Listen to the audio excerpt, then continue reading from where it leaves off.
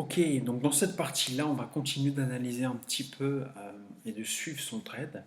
Donc on a vu dans la première partie comment le calculer avec donc, son stop loss et son take profit. On l'a vu comment le définir grâce à l'indicateur short position et long position, d'accord, entendu, qu'il faut bien entendu euh, paramétrer lorsqu'on le positionne. Et c'est intéressant parce que une fois qu'on lance un trade, en général, ce que les gens font, ce que les traders font, c'est qu'ils ont différentes plateformes. Donc là, je rentre en long d'un côté. Si je rate mon long, eh bien, ce que je vais faire, c'est que je vais aller faire en avance le calcul en short de manière à faire tout simplement un double gain. Alors ça nécessite un monitoring beaucoup plus important, d'accord? C'est un monitoring qui va vraiment être beaucoup plus cadencé, mais quand on est là pour optimiser son capital, c'est ce qu'on fait. Donc on fait le calcul en longue d'un côté, on fait le calcul en longue de l'autre. Bien entendu, ne faites pas ça sur la même plateforme parce que sinon votre trade va se fermer. Donc vous pouvez jouer sur différents facteurs. Ce que je vous recommande, c'est de faire ça sur différentes plateformes de manière à tout simplement optimiser votre gain. D'accord? Et attention, encore une fois, au levier, même si en effet les opportunités sont maintenant, ne sont pas demain. Gérez votre risque, gérez votre management. C'est très facile à dire, c'est autre chose à faire, surtout quand on a du gain. Et c'est vrai qu'on n'est pas habitué cérébralement à perdre de l'argent. Et quand on en gagne, eh bien en fait, on veut le préserver. Et c'est là où ça devient intéressant. C'est que vous devez avoir un money management assidu, vous devez avoir une façon de réfléchir qui l'est aussi. Et avec le temps, on évite de plus en plus les erreurs. D'accord? Et pourtant, il ne faut surtout pas se croire supérieur au marché, parce qu'à chaque fois que vous allez faire ça, eh bien vous allez vous faire surprendre. Vous pouvez, là je peux me prendre une bougie de l'enfer, je ne perdrai pas plus que ce que j'ai défini ici, d'accord? Donc je ne perdrai pas plus que ça, mais je peux me retrouver d'une position ouverte à une position négative en un temps au record. Et ça, c'est vraiment quelque chose qu'il faut comprendre. C'est pour ça que je vous recommande d'être derrière votre ordinateur lorsque vous faites tout simplement du trading. Alors, j'aimerais maintenant rapidement vous montrer la calculatrice. D'accord? Donc, sur la plupart des plateformes, nous avons une calculatrice et cette calculatrice, elle est là en fait pour faire exactement les mêmes types, le même type de travail pour savoir si notre trade va être gagnant ou pas. D'accord? Donc, on reste en long dans cette position, on définit son levier, d'accord? On met un levier x5 pour l'exemple, pour ne pas vous inciter à faire du levier, même si c'est quelque chose de très intéressant. On met son entrée de prix, je vais mettre 0,899, d'accord. Donc là, je le mets par rapport au prix. Ça, c'est le dernier price, donc le trade price, c'est le prix actuel. Mais nous, c'est pas ce qu'on veut. Nous, ce qu'on veut, c'est notre prix d'entrée, d'accord. Ensuite, je vais mettre $1. Et puis la quantité de tokens, je vais remettre la même quantité qui est ici. Je vais mettre 1389. Donc là, ils mettent la quantité max. Donc voilà. Donc là, ce qui est intéressant, c'est qu'on voit que j'ai un pourcentage de 56% des ROI, donc de retour sur investissement, avec un profit loss de 11,23%. Et donc une performance de 11% dans le vert, d'accord, et naturellement un profit de 140%. Donc ça, c'est pour la partie profit. Donc c'est un moyen de calculer, c'est l'un des moyens qui nous permet de calculer, d'accord. Maintenant, si on fait le même principe, tac, on peut tester un petit peu. Je n'utilise pas, mais c'est vrai que c'est important de vérifier son information. Donc là, admettons, donc de vérifier sa stratégie de trading, de vérifier si on est dans une bonne direction. Quand on a un doute, c'est important à faire. Et c'est vrai que je ne vais pas vous le cacher, je le fais très très peu, j'utilise très très peu la calculette. Et c'est important parce qu'en réalité, il faut éviter d'ouvrir un trade dans le vent, sans habitude, euh, sans stratégie à appliquer, sans conditions de pattern qui font que, ok, c'est le moment de trader. Donc sur cette partie target price, ce qui est intéressant, c'est qu'en fait, on ne parle pas forcément de prix en dehors du prix d'entrée. On va mettre une quantité par rapport à un lot, on va mettre notre effet de levier, et puis on va définir le ROI qu'on souhaite avoir. D'accord. Donc admettons que je dis que moi je veux faire 20% de ROI. Ben, en fait,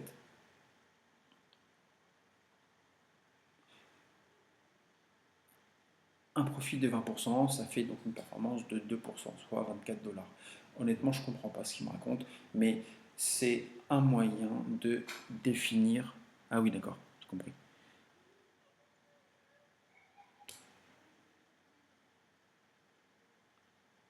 En fait, c'est 2% de performance euh,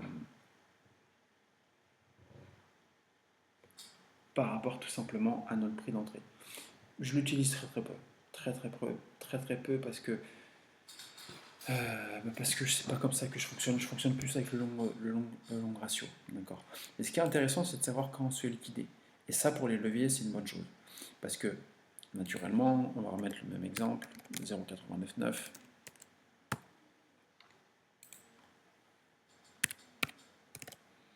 Eh bien, là, il va. Si on ne met pas de stop loss, Euh, voilà, il nous dit que la liquidation du prix est à 0,8062. Ça veut dire que si je ne mets pas stop loss, bah, je perds mes 416 dollars à 0,81 centimes de dollars pour le jeton en question.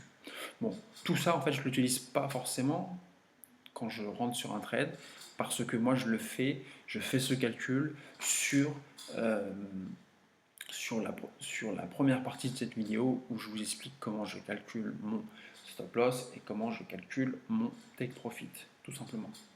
Take profit final, parce qu'il y a également des take profit partiels.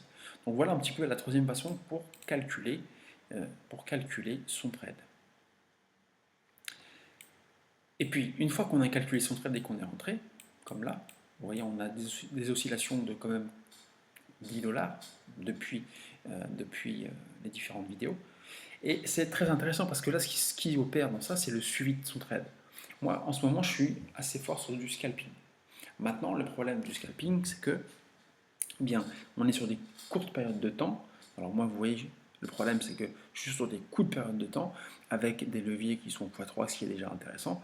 Mais en réalité, les scalpers, ils mettent des gros leviers dans des périodes courtes pour aller chercher un maximum de rentabilité. Donc, une fois qu'on est gagnant, eh bien l'objectif c'est de ne plus perdre d'argent. Donc, à ce moment-là, ce qu'il faut faire, c'est modifier tout simplement son trade. D'accord. Donc, soit vous allez chercher une position partielle de votre, vous allez prendre un take profit partiel de votre gain, de manière déjà, dans un premier temps, de liquider les frais et d'engranger un petit peu de bénéfices.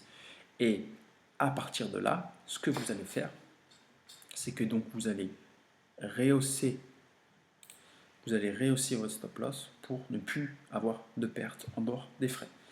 Donc, pensez bien, lorsque vous allez fermer votre trade, vous allez avoir des frais donc de funding rate, des frais d'ouverture et des frais de fermeture.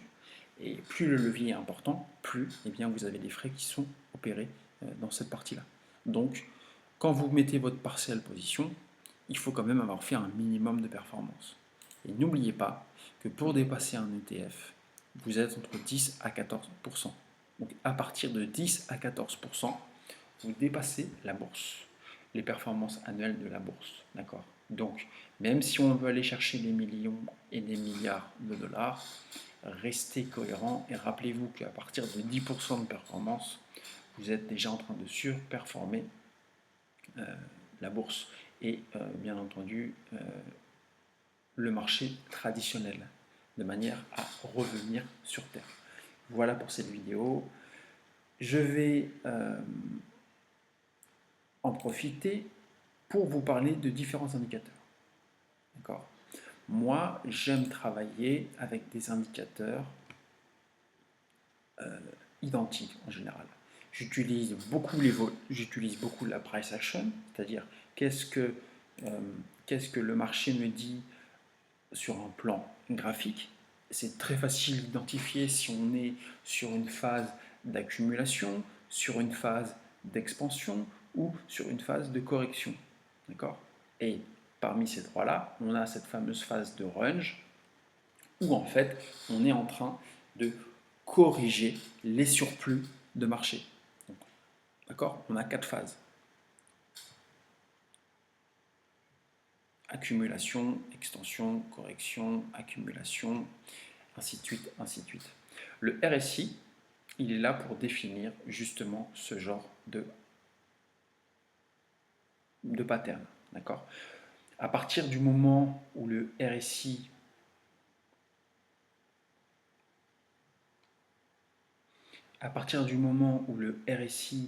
est sous-coté, ça veut dire que potentiellement c'est intéressant de rentrer. À partir du moment, alors c'est pas celui-là que j'utilise, mais là sur Bybit en l'occurrence, bien, ils le mettent comme ça.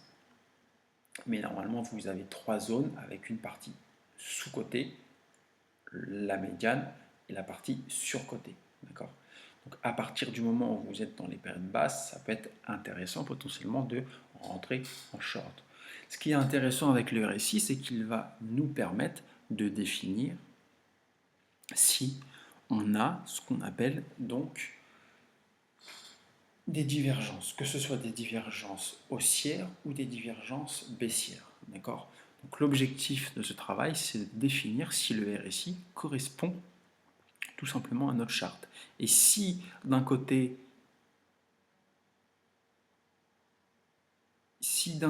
ça monte et que de l'autre, eh bien, naturellement, ça descend, c'est ce qu'on appelle une divergence. Et le RSI fait partie des indicateurs qu'on va pousser au fur et à mesure de cette série. Je vais vous montrer rapidement le momentum. Tac. Le momentum, c'est quelque chose que j'aime beaucoup. Le momentum également est là pour nous montrer un petit peu les fluctuations du marché par rapport à leurs différents volumes. Pendant que je vous parle, on peut voir qu'on est en train de récupérer notre petit PNL. Moi, je sais que je vais essayer de le maintenir sur la semaine. Puis si je ne le maintiens pas sur la semaine, eh bien c'est pas très très grave. Je vais tout simplement valider un maximum de performance. Comme ça, ça me fera des gains pour cette semaine et ces gains vont être cumulés au fur et à mesure du temps. Rapidement, je vais vous montrer donc différents indicateurs. Alors, je ne vais pas vous parler du MACD même si je l'aime beaucoup, mais ce qui est intéressant, c'est de voir les divergences. D'accord? Donc la divergence, elle est en corrélation entre le prix du graphique et le prix qu'on a ici. D'accord? Après, je pourrais vous mettre le MACD de façon à ce qu'on ait des exemples qui soient cohérents. Tac, je vais vous le mettre en haut. Voilà. Donc, ce qui est très intéressant avec le MACD, c'est qu'en fait, on a les zones où on a les vendeurs qui sont présents et les acheteurs qui apparaissent. D'accord? Et comme on peut le voir, actuellement, qu'est-ce qui se passe? Les vendeurs ont repris la main depuis l'ouverture du marché. Et donc, on va voir un petit peu sur cette semaine, bon, la semaine est déjà entamée, on est mercredi, mais on va voir sur la semaine comment ça se passe. Donc, je vais vous lire un petit peu ce qui explique par rapport au MACD. Il est très utilisé. On est là pour définir les zones de vente ou les zones d'achat. Et comme vous pouvez le voir, je me situe naturellement sur une zone d'achat. Parce que la semaine s'est terminée, l'ouverture du marché a opéré hier entre 14 et 16 heures selon là où vous tradez. Et là, on recommence depuis seulement un peu plus de 24 heures, depuis mardi 15 heures, donc ça fait même pas un peu plus de 24 heures. On recommence la période de marché pour les professionnels et nous, ce qu'on veut, eh bien, c'est de revendre sur ces phases haussières, tout simplement. Pour ma part, cette phase haussière se correspond aux différentes targets de 1$, 1,5$ sur ce trade-là. On peut voir qu'on a des similitudes de marché. Et c'est un indicateur qui est très intéressant qu'on ira beaucoup travailler au fur et à mesure du temps. Donc le MACD franchit la ligne de signal. Cela est perçu comme le début d'une nouvelle tendance. Une chute en dessous de la ligne du signal indique qu'il faut vendre. Et une hausse au-dessus suggère qu'il faut acheter, tout simplement. Alors c'est un peu plus complexe que ça, mais ça vous permet de vous repérer dans le temps. Les divergences en MACD du prix de l'instrument à négocier commencent à évoluer dans une direction différente de celle du MACD. Un renversement de la tendance actuelle est susceptible de se produire. Nous pouvons voir la divergence à la fois sur l'histogramme MACD et sur la ligne MACD. D'accord. Donc là, ils sont en train de nous expliquer qu'on a une divergence aussi, qu'on a une divergence baissière pour le coup sur ce graphique. Donc il faut prendre un petit peu plus de temps pour accumuler ces différentes notions. Le MACD est très intéressant. Rapidement, on va continuer un petit peu. Comme vous pouvez le constater sur le graphique ci-dessous, le prix de la PRGPB-USD est en hausse. Mais au même moment, le MACD nous indique une baisse. D'accord. Donc l'objectif, c'est c'est également de ne pas se fier qu'à une seule plateforme. C'est-à-dire que quand vous tradez sur une plateforme centralisée, ce qu'il faut bien prendre en compte, c'est que le volume, il est pris sur différentes plateformes centralisées et décentralisées. Donc, c'est là où c'est important de savoir comment fonctionne votre échange centralisé et quelles sont ses habitudes, quelles sont ses pratiques en termes de frais, quelles sont ses pratiques lorsque vous faites trop d'argent. Parce que c'est ça le problème.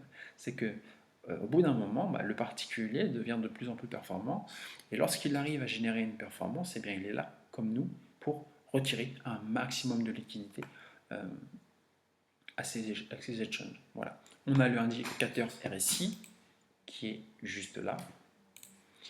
RSI, Relative Strange Index, oscillateur de momentum. Il mesure la vélocité et l'ampleur des mouvements de prix à une échelle de 0 à 100. Donc 0 c'est en bas, 100 c'est au plus haut. En général, lorsque le RSI est à plus de 70 et plus, nous pouvons supposer que l'instrument est suracheté, ce que je vous expliquais. D'accord? Sous-coté, suracheté, intermédiaire. Et que le prix devrait aller à la baisse. Une lecture à 30 et moins suggère que l'instrument est survendu et que le prix devrait augmenter. Donc moi c'est quelque chose que j'utilise beaucoup et c'est quelque chose que je vous recommande d'utiliser pour pouvoir tout simplement